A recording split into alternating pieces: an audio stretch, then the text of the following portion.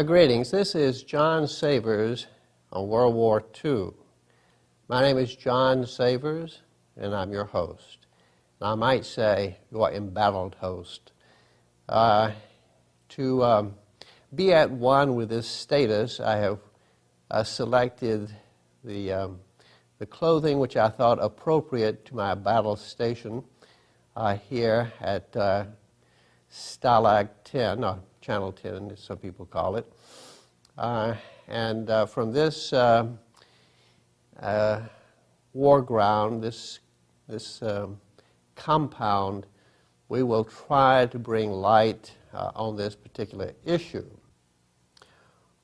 Well, we do know this much, that the influence of Jewry within the United States was sufficient to get President Wilson to get the United States into World War I, and sufficient to get FDR into the World War II once he got going. And we see a constant pattern of the use of economic boycotts.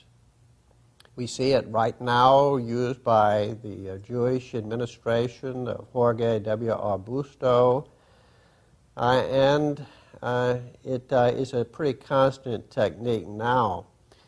Also, we see as a pretty constant technique in our history, which is so baleful because of the influence of Freemasonry and of Jewry, unconditional surrender. Our terrible and bogus Christian so-called clergy always seem to climb right onto the bandwagon for unconditional surrender. There's no sense of mercy. There's no Lincoln-esque reaching out. There's no idea of ending a conflict before the other side is completely annihilated, and a bunch of hoodlum, ignorant, animal-like Americans are standing around the carcass kicking at it while laughing, no doubt. This is not the image that should have developed in regard to the American citizen or soldier, and it would not have happened had we had true Christian clergymen and we had somehow escaped the baleful influence of Freemasonry and Jewry. The primary source for the story that the Auschwitz concentration camp was a Nazi extermination center was the camp's commander, Rudolf Hess. His confession of April 5, 1946, was submitted by the U.S. prosecutors at the Nuremberg war crimes trials. However, years after the war, a British military intelligence officer, Bernard Clark, admitted that he and 5 other British soldiers had tortured Hess to get the confession.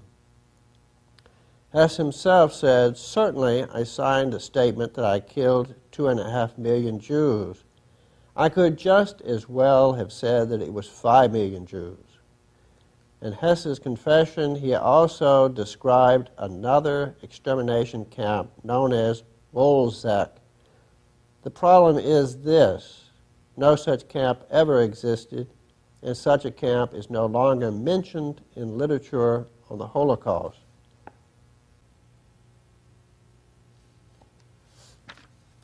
This is a citation from the Barnes Review, January-February 2001, page 47, an article adapted from the works of David Hogan.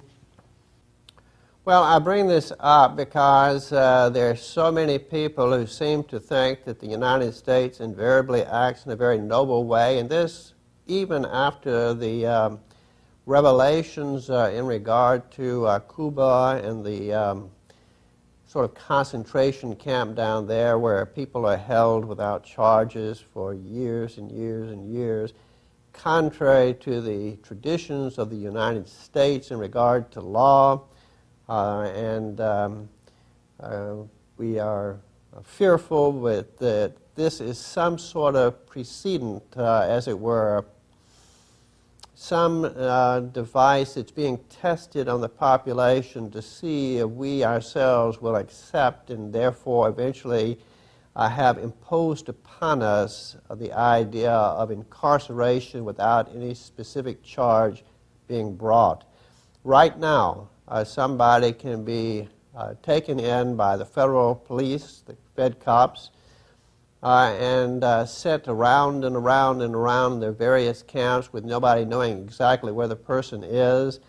And eventually they may have to charge him with something, but right now you can charge somebody with some vague term like conspiracy to commit conspiracy or tendency to think thoughts that somebody else may think might lead to a conspiracy to commit conspiracy. Some sort of ridiculous, sort of nebulous pretext for holding somebody indefinitely. We have seen how the CIA runs people all over the world with their little camps, with their special techniques for finding the truth.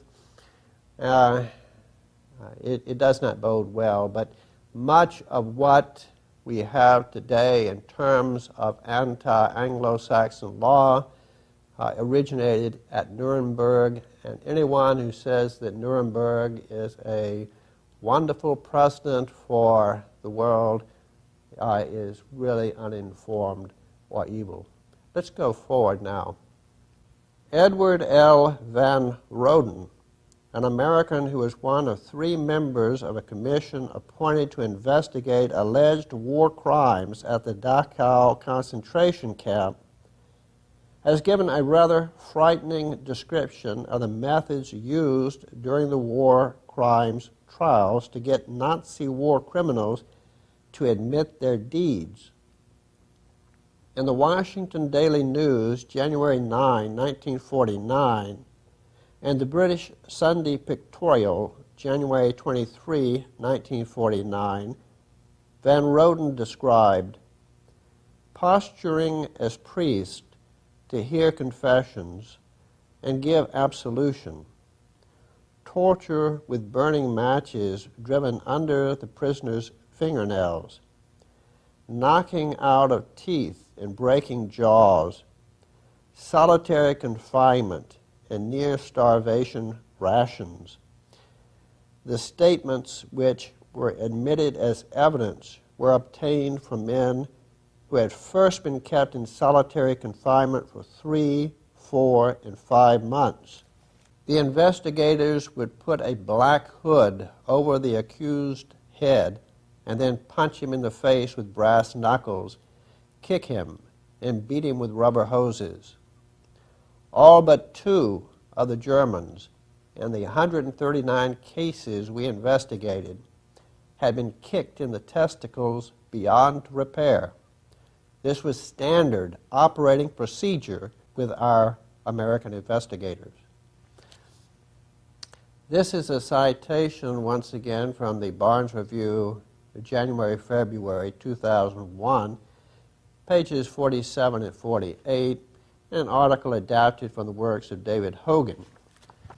Incidentally, many of you might wonder about all these citations coming from this one source, but this particular magazine issue is entirely on the very pith in regard to issues surrounding the Holocaust.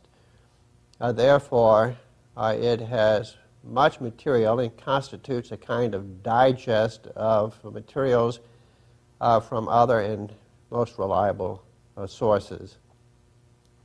Most people are not aware of the scant evidence in regard to the charges issued by the proponents of the Holocaust.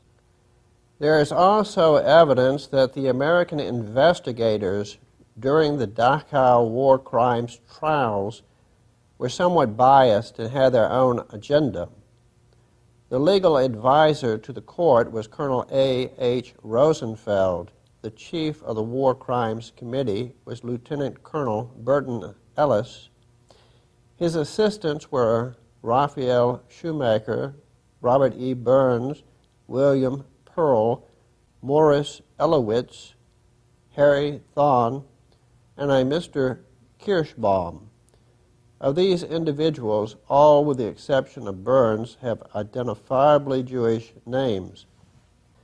Earl Carroll, an American attorney on the Nuremberg Tribunal, went so far as to allege that 60% of the prosecutor's staff were German Jews who had left Germany prior to the war, suggesting, obviously, that these German Jews were incapable of carrying out an unbiased inquiry and prosecution.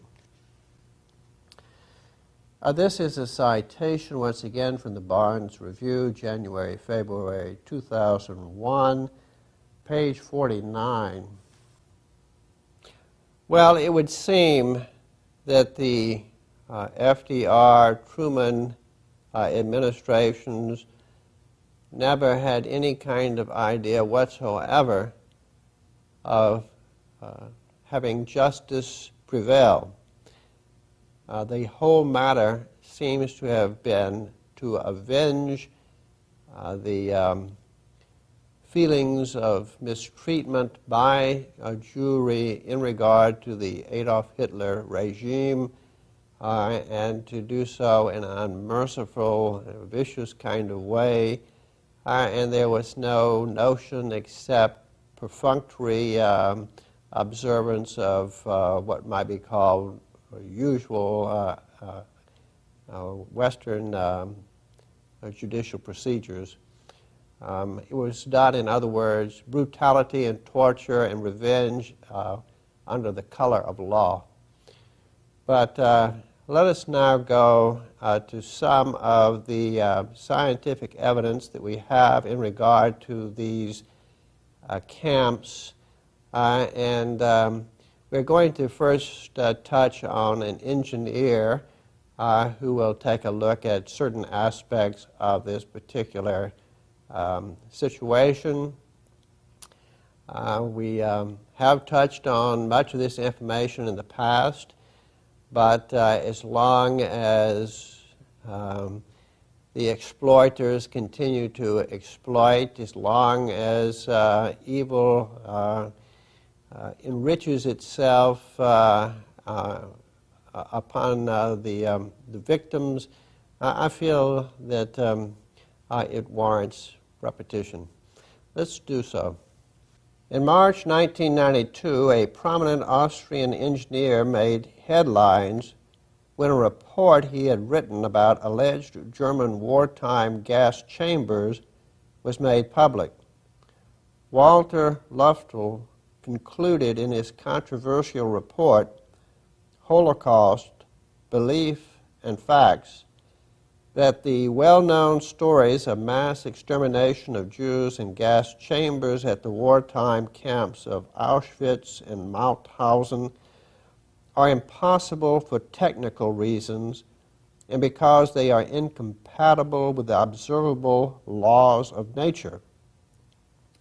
Luftel further characterized the often repeated stories of Jews being gassed with diesel engine exhaust at Treblinka, for example, as a sheer impossibility. Luftel, 59, is a court-recognized expert engineer and heads a large engineering firm in Vienna. The Luftel report, page 1, published by the Truth at Last, Post Office Box 1211, Marietta, Georgia, 361. Well, there's no doubt whatsoever that Mr. Luftel came under economic pressure for such a comment, because we know that Fred Luder, who was the head or the primary or number one expert on executions in the U.S. penal system, one of the premiers, came under great economic reprisals for daring to report on the gases and chambers and so forth in regard to the Auschwitz complex.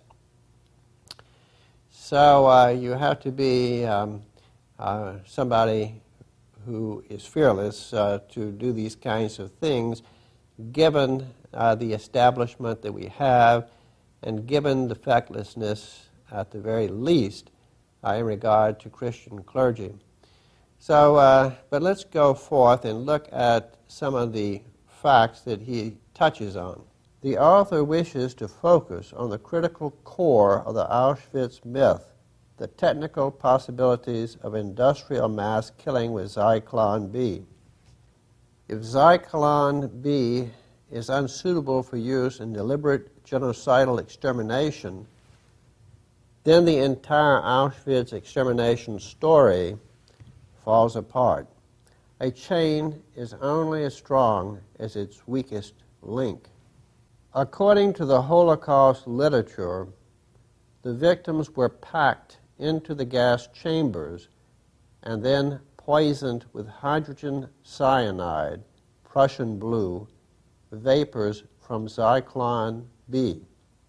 The bodies were burned in crematory ovens, and the ashes were strewn on hillsides or in water. Because certain organizational problems arise even in mass extermination, for example, varying killing capacities of the gas chambers or varying crematory capacities in disposing of the bodies, it should be obvious, even at this point, that events cannot have transpired as described in the Holocaust literature.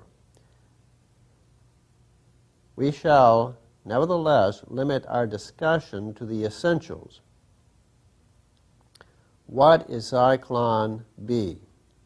Zyklon B is a pest control agent, the active ingredient of which is Prussian Blue, hydrocyanic acid, HCN.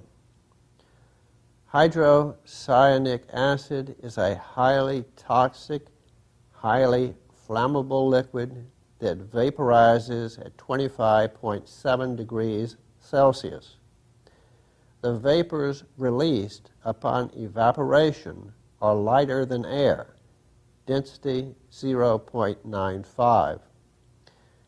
The ignition point of hydrocyanic acid is 535 degrees Celsius, but the acid can be ignited at temperatures as low as minus 17.8 degrees Celsius.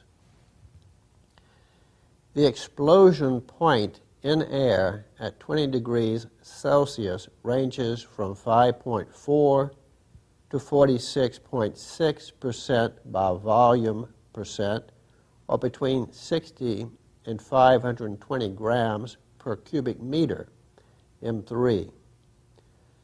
Among other uses, gaseous hydrogen cyanide is used as a fumigant gas. This is a citation from the Luftel report by Walter Luftel, pages 3, 4, and 5.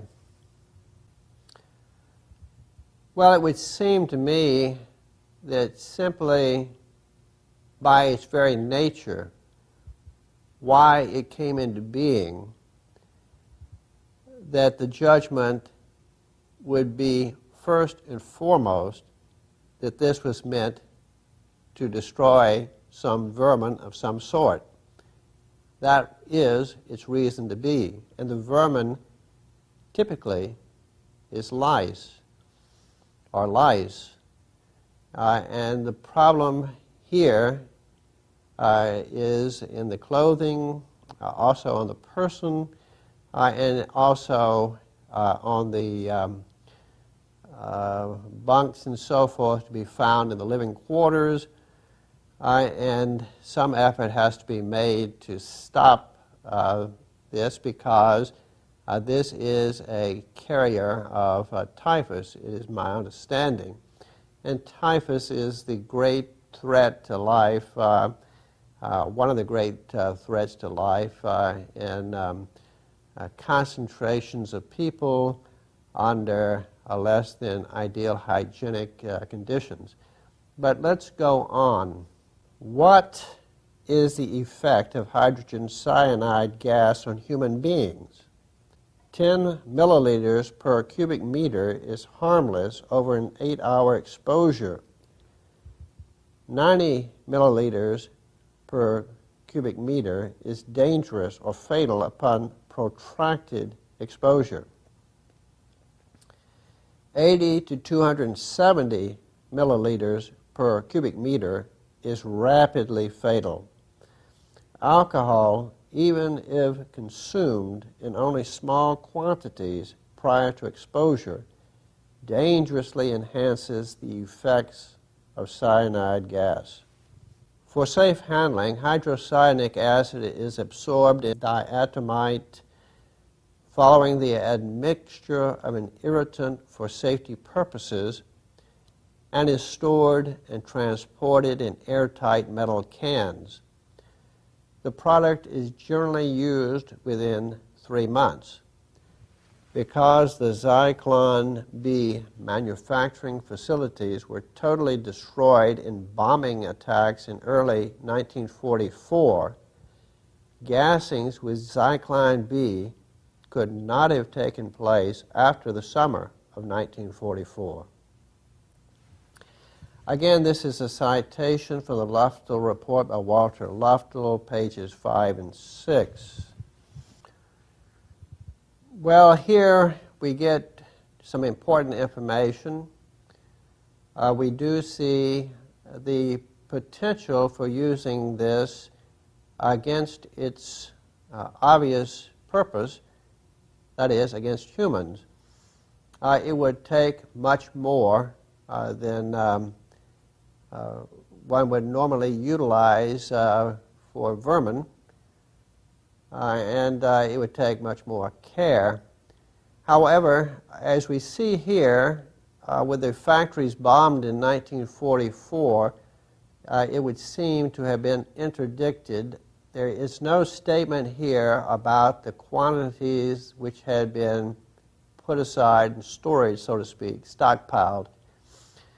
But assuming that not a great amount of this was stockpiled, then we have to say that the people who bombed those factories are in part responsible for the subsequent typhus plagues which destroyed so many lives in the camps during the last year. This is not noted, of course. No one is going to take American policy makers or British policy makers and put a hood over their faces and beat them until they confess, or kick their testicles in until they confess. We do see them as being at least as much responsible for the great loss of life which occurred during the last year of that war as the Germans. But let's go forward. The trade weight of the cans was 100, 200, 500, 1,000, and 1,500 grams HCN content. The total weight of a can corresponds to approximately 3 times the HCN content. Hydrocyanic acid vapors are not released immediately after the cans are opened. The evaporation of Zyklon B requires as many as 32 hours or as few as 6 hours, depending on whether the ambient temperature ranges from 5 to 30 degrees Celsius. The evaporation rate is not exactly proportional to time. This again is a citation from the Luftel report by Walter Luftel, page 6. Well, how is this important in any way? Well, one would assume that during the last year or after 1944, as the bombing of the infrastructure of Germany continued apace, that it would be much more difficult to have a constant level of heat within the compounds at the camps. This would probably apply also to the so-called gas chambers. We think, therefore, as one goes from summer to winter, we would see something of the rather significant variation in evaporation rates alluded to here. Whoa! That's it, folks. A wrap. We're out of time again. This is John Savers on World War II. My name is John Savers. I'm your host. I do appreciate your tuning in, and I hope to see you again at our next John Savers on World War II.